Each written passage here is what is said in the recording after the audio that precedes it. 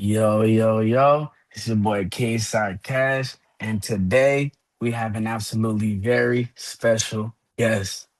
Today we have UFC veteran Damon Jackson.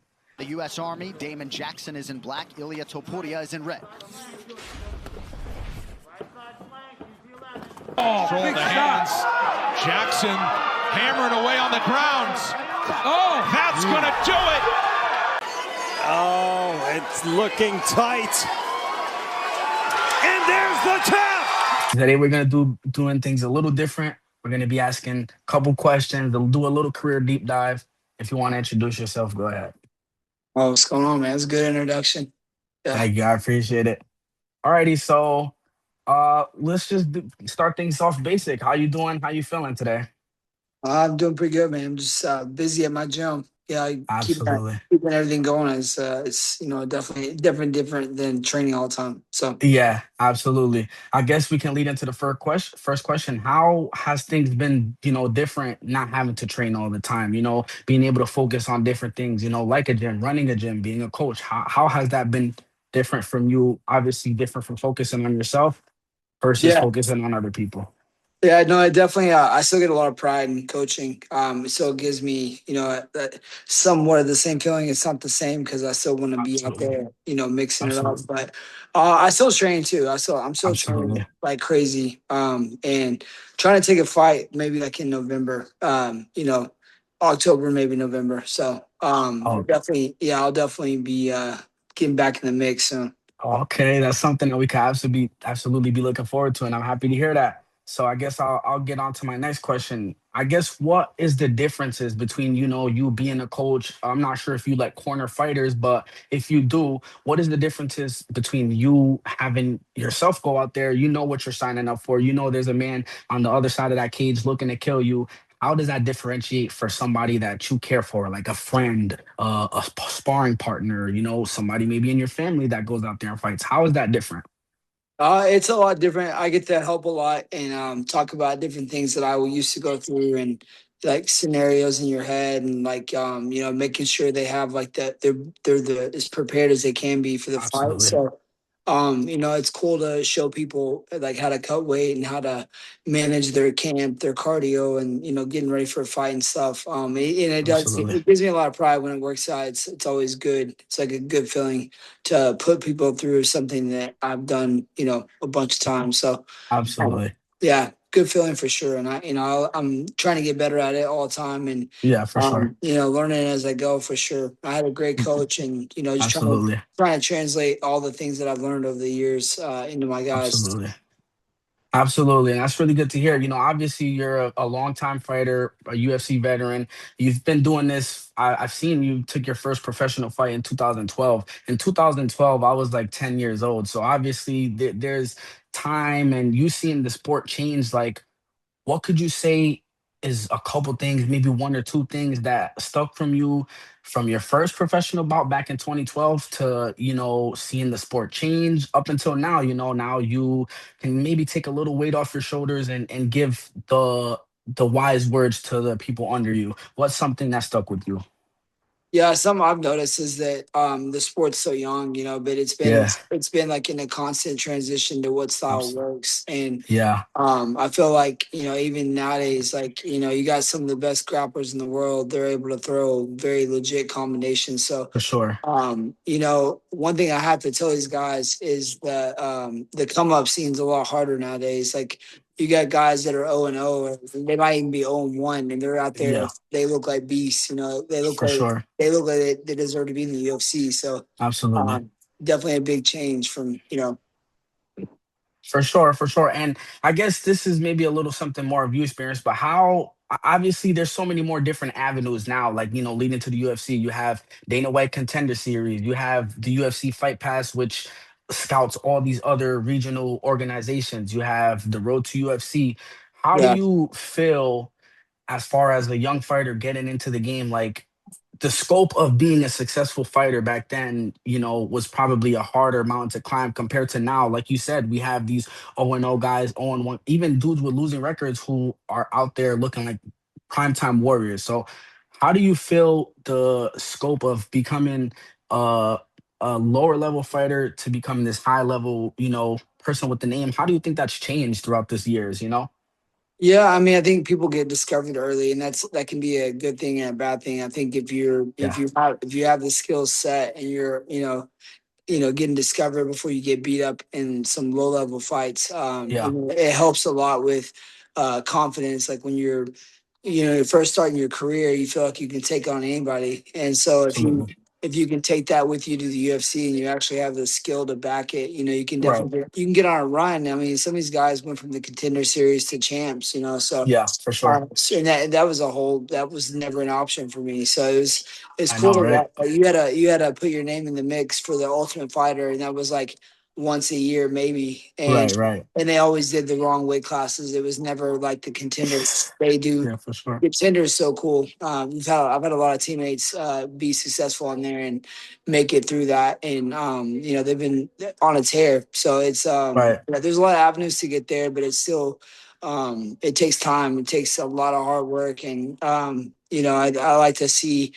the constant change and trying to keep up with that is not easy. So it definitely gives me something to watch for. Absolutely. Yeah, and I can agree with you. I guess this would be my follow-up question. You mentioned not even having fighting at the right weight. How do you feel about the weight class system? I mean, nowadays I feel like we're seeing a lot of weight bullies. We're seeing a lot of people dying to make their weight class. Of course, not dying, but Yeah, figuratively like dying to make this weight classes.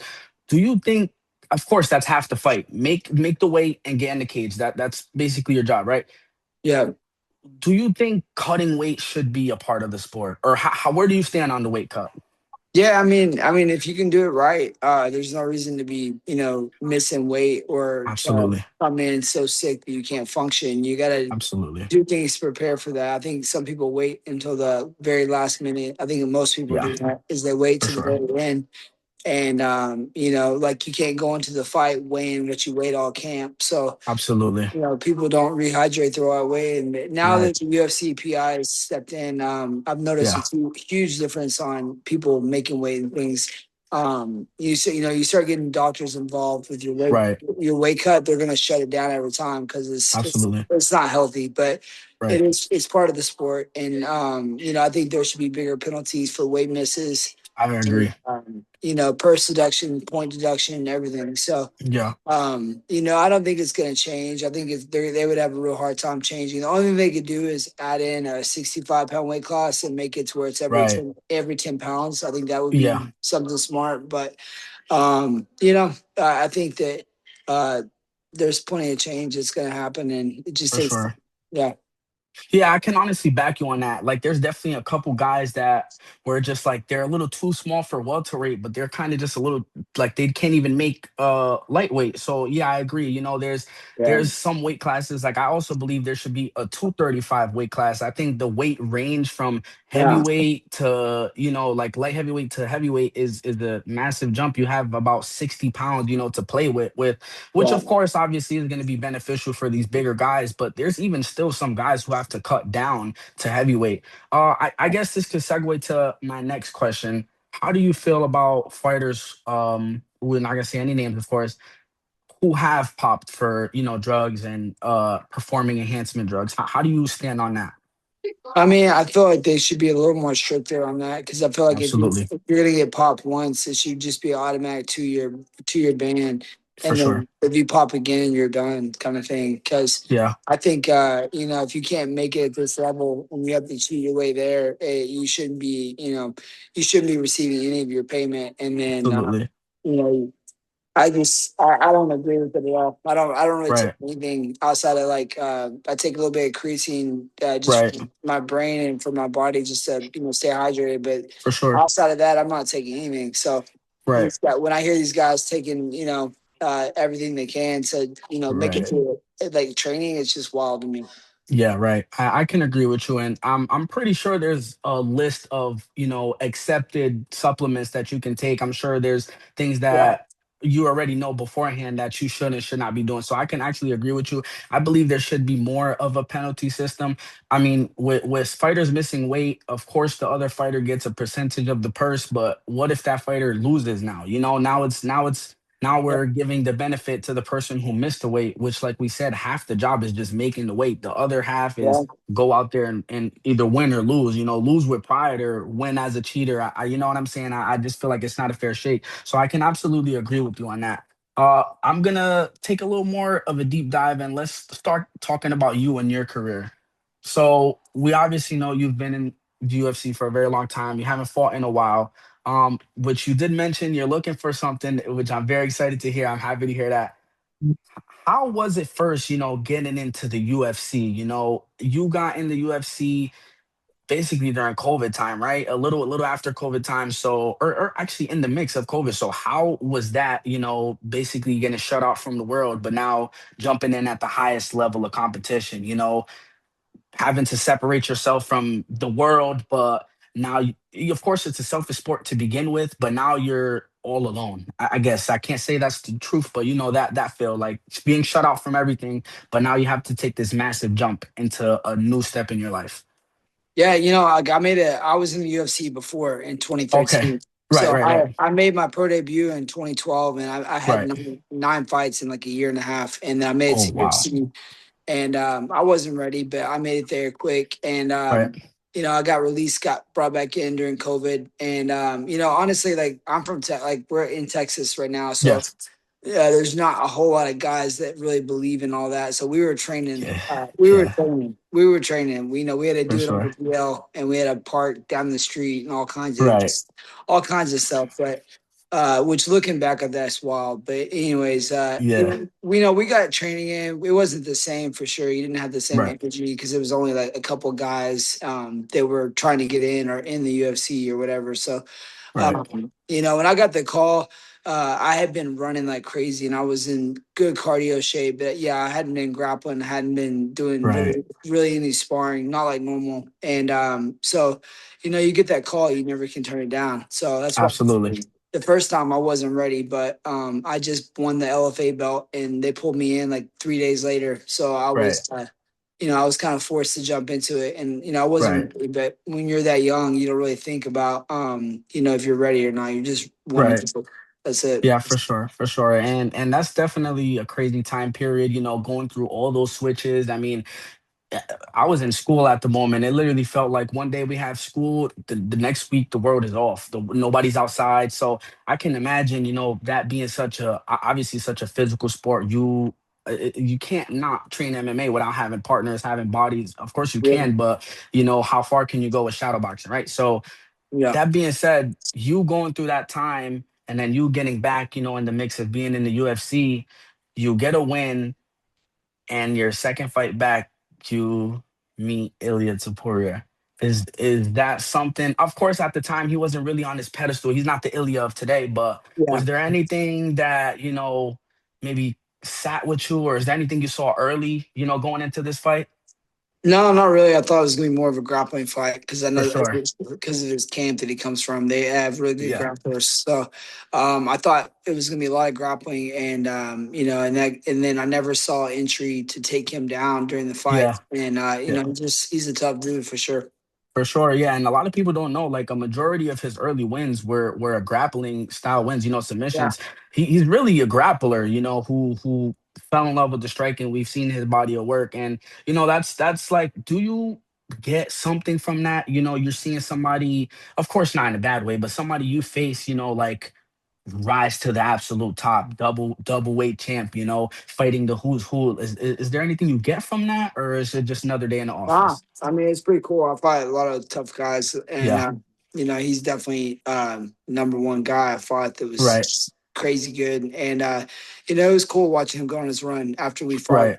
At the time, like, yeah, he got me, but Right. I was tagging him, he was tagging Of me during course. the fight, and so I didn't really think of it as striking at so high level. I felt his body shots, and definitely Right. he caught me good a couple of Yeah, times, and then for sure. dropped my hands and got me.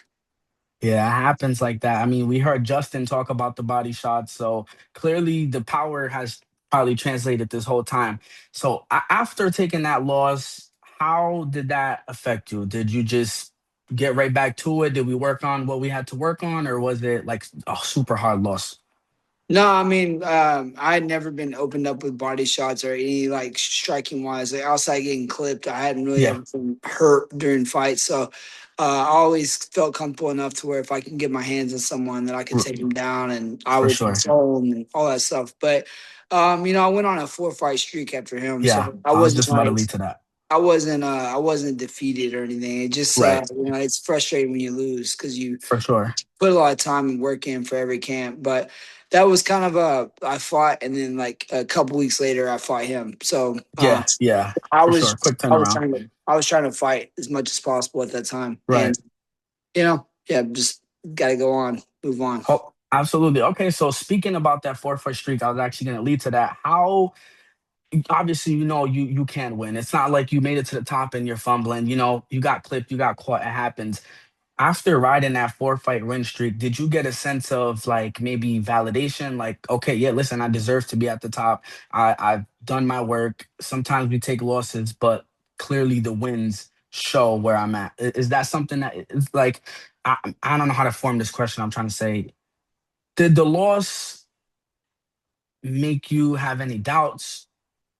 Nah, I mean, definitely when you get knocked out or you get TKO'd or whatever, it's like you definitely wake up and you're like, okay, this shit's serious, because Yeah, for sure. sometimes you forget when you're in there if get on a streak or you're like winning all the time, it's kind of hard to remember what it Right. feels like to get finished, so yeah, I mean, it sucks for a while, and then you get a win, and it's like that's the only thing. It's a good thing and bad thing about MMA is that like Yeah. it's the highest of highs, lowest of lows. So Yeah, for sure. if you take a loss and you go back out there and win a few months later, like you're right back there mentally. Yeah, for sure. Yeah, I mean, a lot of MMA is really recency bias and like, what have you done for me? We've seen people, like you said, take a horrible loss, bounce back, and it's almost like they never lost because they had such a good win. So Yeah, after riding that 4 fight win streak, you go on a 2 fight loss streak. And of course, there's some good names too. It's not like you're losing to some slouches. yeah. I didn't lose to Billy Q. If you watch that fight again, I didn't lose to him. Like for real. Right. I'm not like a hater because I think Of course not. Billy's a cool dude, whatever. But I definitely feel like I won that fight. For sure. For sure. Everyone. I had a bad second round, the first start of it, but then I recovered, and then Right. the end of my second and third, for sure the first, and then the third. But it is what it is. I'd never been on a 2 fight streak like that, so Yeah. that was disappointing for sure. And then Yeah, for sure. they gave me Alex Hernandez after that, and he's a big name, fought a lot of tough Yeah, dudes, for and I sure. beat him, and I was happy again. And then I just had a lot of personal crap going on after that, and Right. just had to take some time off because Absolutely. things were working out. Absolutely. Okay, I guess I can ask a question regarding that Billy Q fight. The refing in the UFC, I'm not sure if you're up to date, watching every fight, every card, but recently, especially recently, like we've been seeing a lot of questionable scoring. We've seen a lot of questionable, the fight is clearly looking like it's going one way and it goes the other. How do you feel the refing system like takes effect in the fight? Like, how do you feel the refing system should be changed? If it should be changed, if we just need a new set of referees? I mean, Yes, I don't even know if all three referees are like looking at the same fight because there's three I know. different scorecards. We see if one ref have a 10-8 round and another ref says it's a 10-8, but for the other opponent. I mean, honestly, it all falls back on education. So if you got Right, these guys that never fought before, or they don't know all the disciplines, then they don't right, understand. They don't really understand how to score it. And I think that right. I don't know how you're going to change all this stuff all at once, but like anytime that there's an eye poke or anytime there's a low blow, it should be automatic point deduction because Agreed. they warn you in the back. They tell you everybody knows the rules. There's not that many, and so it's Absolutely. like it should be automatic point deduction for weight misses and for legal shots. Agreed.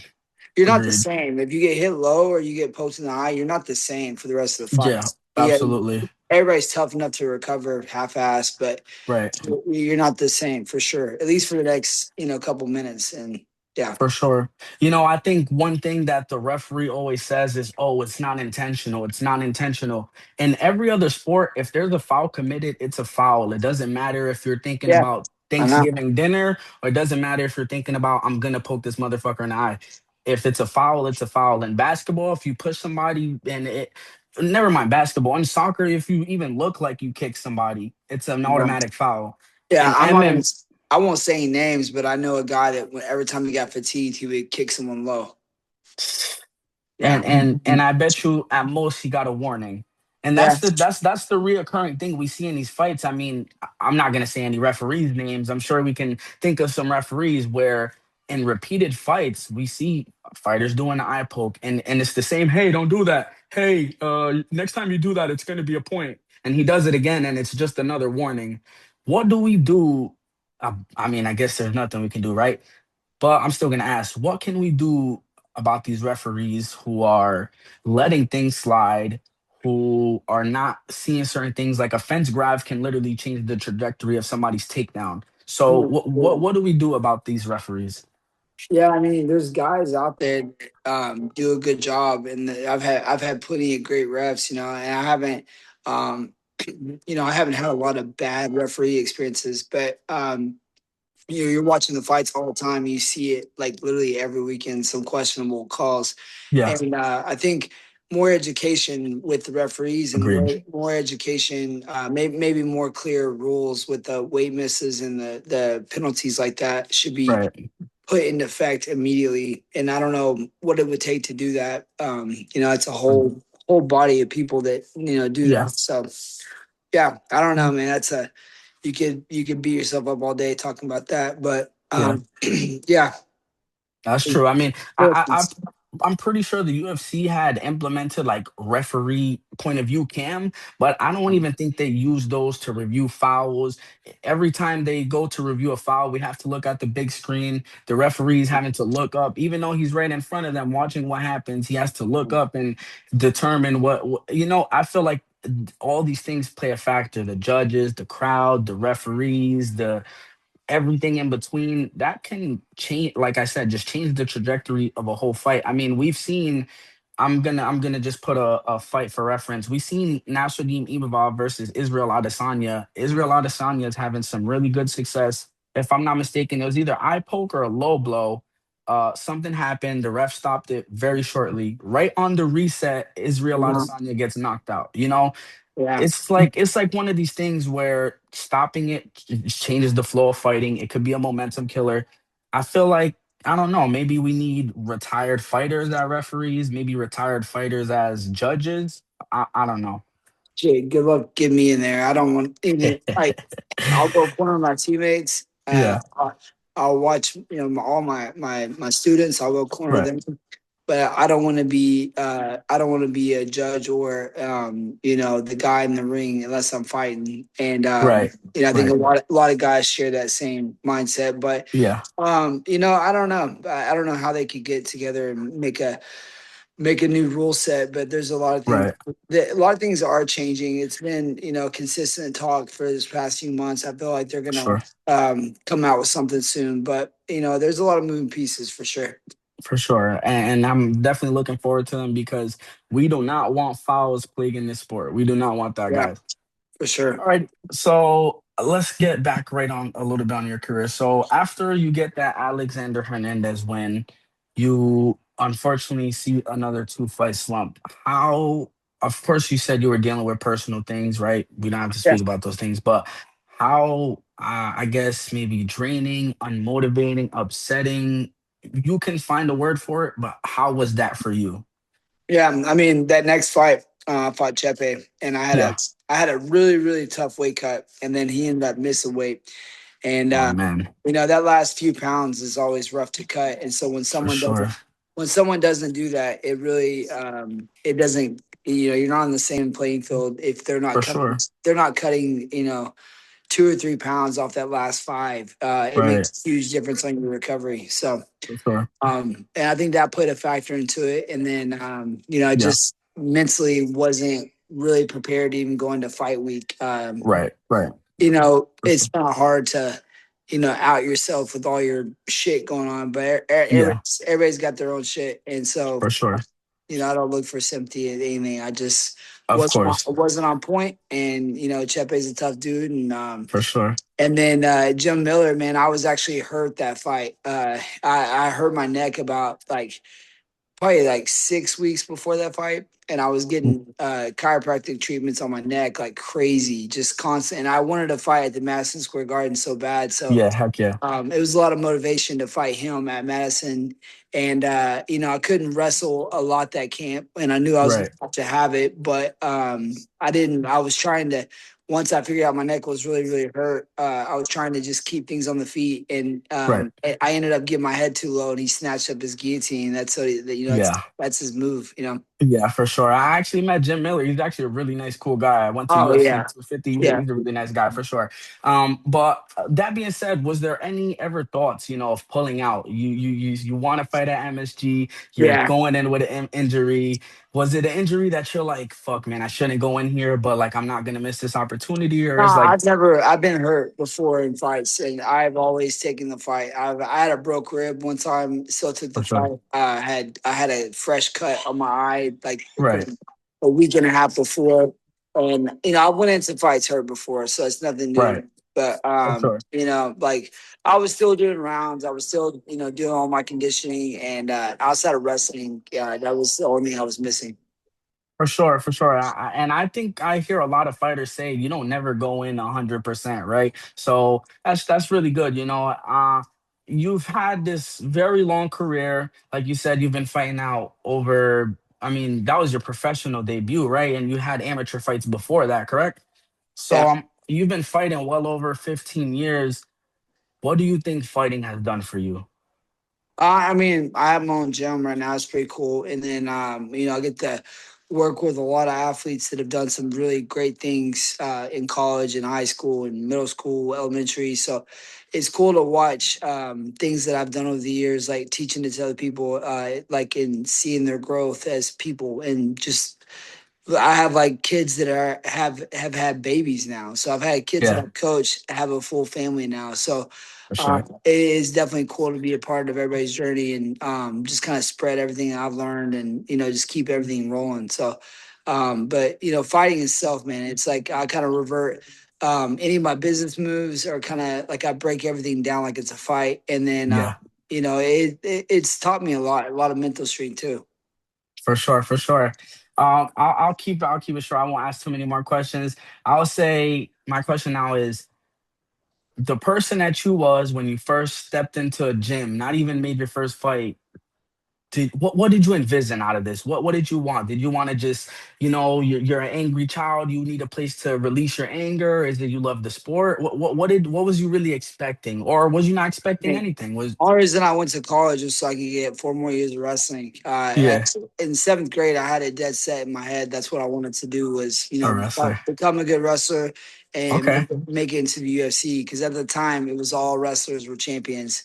And Right. so that was my motivation. And then I was either going to go military or go to college, to wrestle. And Right. luckily, I got a scholarship and chose wrestling and fighting. So fought. Awesome. I fought every summer after wrestling was over. I fought twice every summer until I graduated, and then I went pro. So um, Awesome. looking back, it's been pretty awesome. But no, I don't have any anger or anything. I grew up with a Yeah. mom and dad, very supportive Yeah. of everything I did. So For sure. I had a pretty good life, and then just translating it over to my training. It's like they were always happy to see me, like motivated me to work hard and learned a lot from them, and just been grinding ever since seventh grade. For sure.